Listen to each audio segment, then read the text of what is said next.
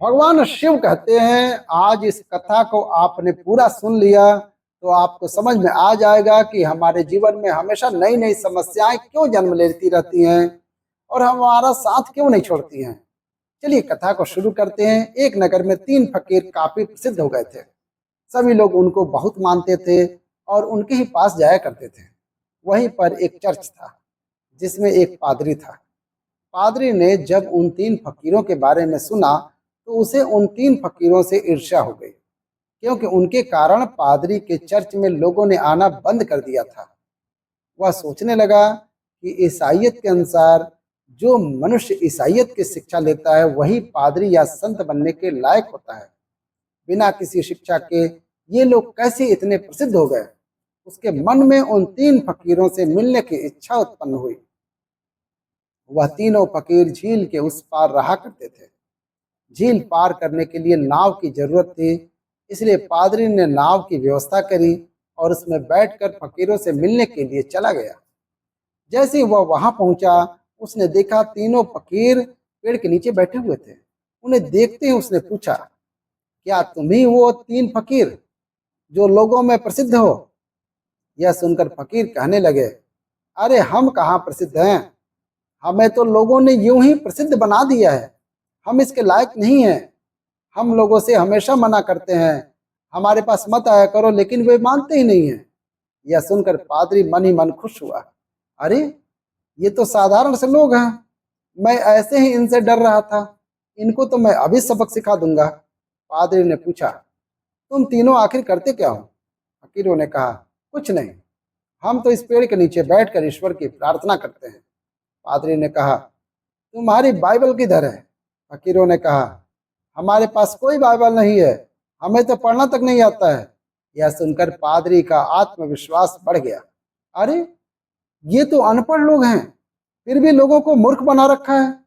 पादरी ने कहा, तुम लोगों को चर्च की कोई प्रार्थना तो याद होगी, किस प्रकार तुम ईश्वर को याद करते हो?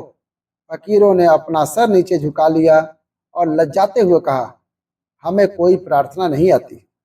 चर्च की प्रार्थना इतनी लंबी चौड़ी होती है, हम ठहरे अनपढ़, हमें तो याद ही नहीं होती है। इसलिए ईश्वर को याद करने के लिए हमने अपनी ही प्रार्थना बना रखी है। यह सुनकर प्रार्थनी चौंका। प्रार्थना तो प्राचीन होती है, सर्वमान्य होती है, तुम लोग तो बड़े मूर्ख हो। तुम लोगों ने अपनी ही प्रार्थना बना ली है, बताओ क्या है तुम्हारी प्रार्थना? फकीरों ने कहा, हमने सुना है बाइबल में तीन प्रकार की पद्धति प्रचलित है, इसलिए हमने इसको ध्यान में रखकर प्रार्थना बनाई है। हम भी तीन, तुम भी तीन, ईश्वर कृपा करो। यह सुनकर पादरी जोर से हंसने लगा, कहने लगा, तुम लोग अद्भुत मूर्ख हो। फकीर कहने लगे, हमें कोई प्रार्थना नहीं आती। प्रार्थना इतनी कठिन होती है कि हम तो उसे भी याद नहीं रख पाते। कृपया करके आप हमें चर्च की प्रार्थना सिखाएं। यह सुनकर पादरी कहने लगा, ठीक है। पादरी ने प्रार्थना सुनाई, लेकिन फकीरों को कुछ समझ में नहीं आया। उन्होंने बोला, कृपया करके आप हमें फिर सुनाइए। पादरी ने दोबारा सुनाया। फकीरों ने फिर कहा, आप हमें दोबारा सुनाइए। पादरी ने फिर से प्रार्थना सुनाई। पादरी कहने लगा, चिंता मत करो, तुम रोज चर्च आया करो, मैं तुम्हें धीरे धीरे सब सिखा दूंगा। तीनों फकीरों ने पादरी का आभार व्यक्त किया। पादरी मन ही मन घमंड से फूल उठा। पादरी नाव पर बैठकर चर्च की तरफ जाने लगा।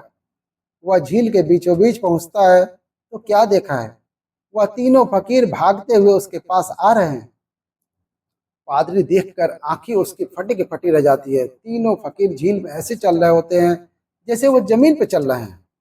पादरी सोचने लगता है, ऐसा चमत्कार तो सिर्फ जीसस ही कर सकते हैं।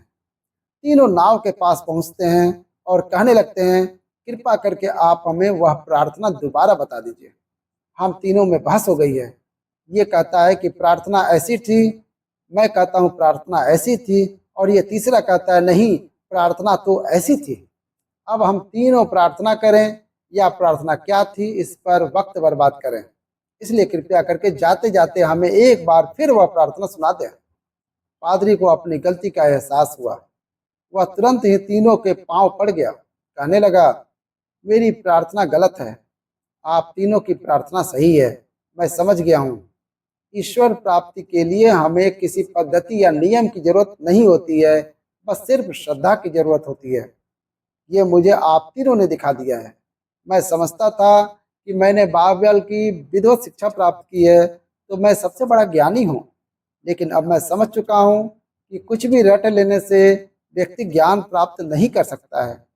ज्ञान उसे होता है जो आप लोगों की तरफ प्रार्थना करते हैं, ईश्वर को याद करते हैं और किसी भी शब्द क्रिया आदि की आपको जरूरत नहीं पड़ती है। आप सिर्फ श्रद्धा द्वारा ही ईश्वर को पा चुके हो। कृपया करके मुझे माफ कर दें। मुझ में घमंड आ चुका था। आप तीनों ने मेरे घमंड को चूर कर दिया है। अब शायद सच में मैं बाइबल और ईश्वर को समझ पाऊंगा। हमें हमेशा यही लगता रहता है कि हमारा दुख बहुत बड़ा है, औरों का दुख हमसे कम है। बस इसी के चलते हम दूसरों से अपनी तुलना करते रहते हैं और हमें लोगों से ईर्ष्या होने लगती है। आज की कहानी भी एक ऐसे व्यक्ति की है जिसे अपने जीवन में समस्या ही समस्या दिखती थी। एक व्यक्ति था, उसके जीवन में हर वक्त कोई ना कोई समस्या रहती थी।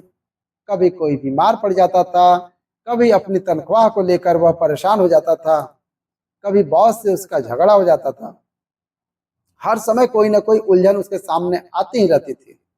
वह हमेशा पूजा पाठ किया करता था। वह सोचता था, मैं भगवान की इतनी पूजा पाठ करता हूँ, लेकिन क्यों भगवान मेरे जीवन में एक के बाद एक समस्या ही देते रहते हैं। बाकी लोग पूजा पाठ नहीं करते हैं, फिर भी मजे में रहते हैं। मुझे लगता है शायद भगवान है ही नहीं। एक दिन उस पर एक भारी समस्या आ गई और उसके हाथ से उसकी नौकरी चली गई।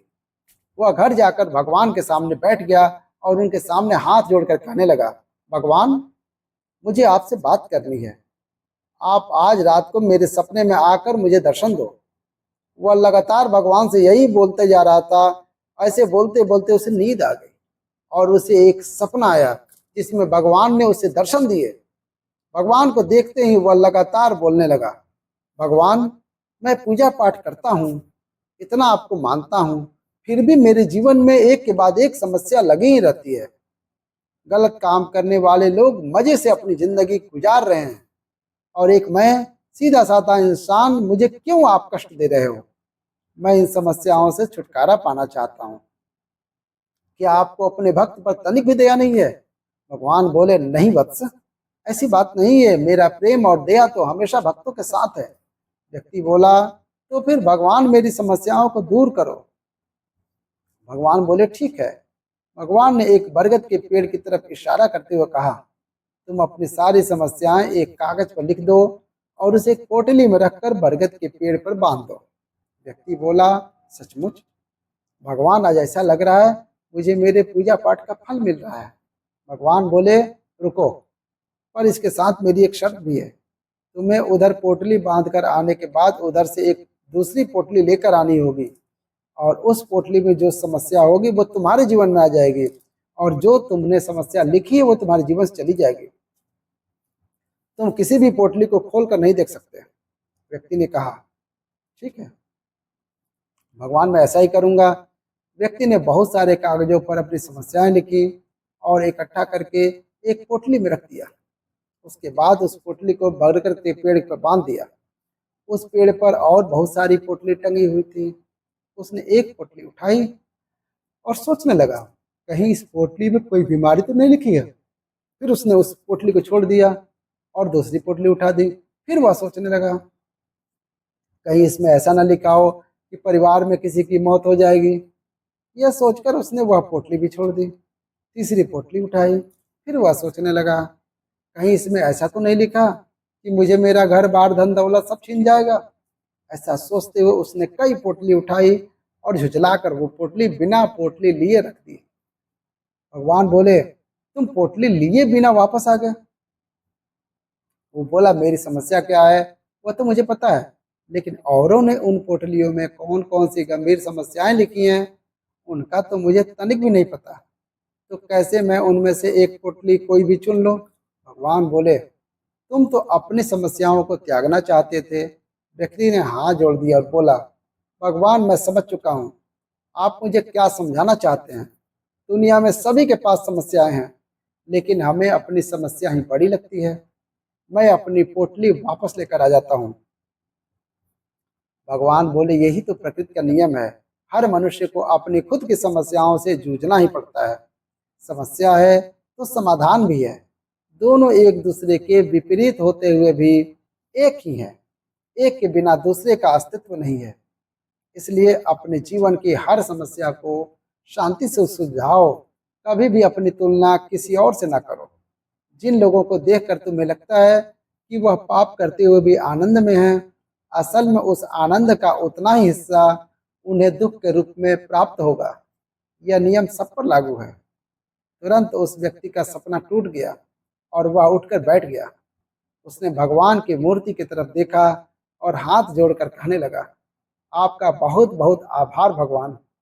यदि आप मेरे सपने में आकर मुझे नहीं समझाते तो जीवन भर मैं खुद को कष्ट पहुंचाता रहता।